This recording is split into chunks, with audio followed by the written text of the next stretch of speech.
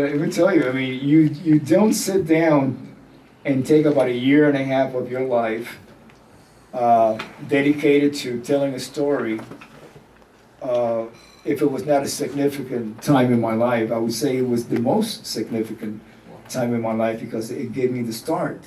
I went from being a starving musician sleeping in Kevin DuBro's apartment of Coldwater and Riverside on the floor, on a sheet, not even a mattress or a bed.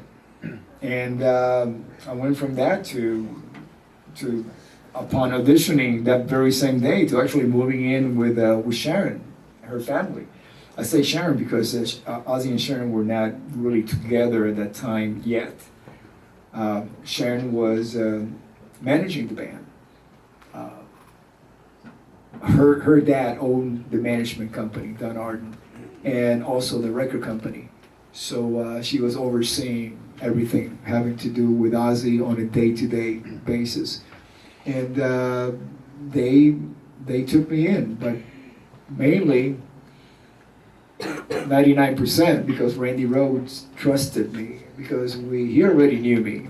You know, he already knew about me, my ethics and everything, you know, that every musician needs to have in order to have a successful career.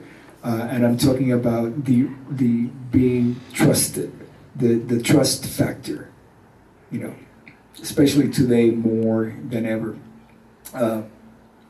Years ago, if you were a star, but if you were an idiot as a human being, you know, people would put up with you because you would make money for them, you know, and it got to a point that the industry just got fed up with it. And if you're an idiot, they're going to pass on you. It doesn't matter what a great musician you are. You know, there's tons of great musicians waiting for an opportunity that might not be idiots. You know, so part of that is having a trust factor. I mean, you know, I meet a lot of musicians that arrive to Los Angeles just like I did decades ago, and they ask me, "Hey, man, how can I make it?" And I said, "Well, you have to do what everybody else does. You have to build a trust factor. You know, you have to get around. People have to get to know you, get to know that if they call you up for a jam or a gig, and if you said yes, I'm going to be there, you're going to be there. And you're going to be prepared, and you're going to be excellent. You're going to give it all you have. And you can't have a bad night. There's no excuses. People don't want to hear excuses.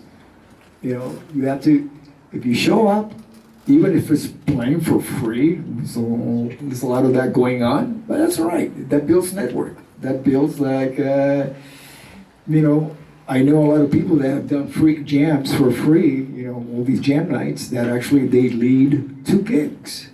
Because all you're doing is you're showcasing your capabilities and also showcasing your humanity. How can you get along? You know, when you join a band, you're in a tour bus traveling with these people. You guys have to get along. You know, there's a rule of thumb, and excuse me if I'm being crude, but if you look around in the bus and you can't find the asshole, it's probably you. Yeah. So you don't want to be that guy.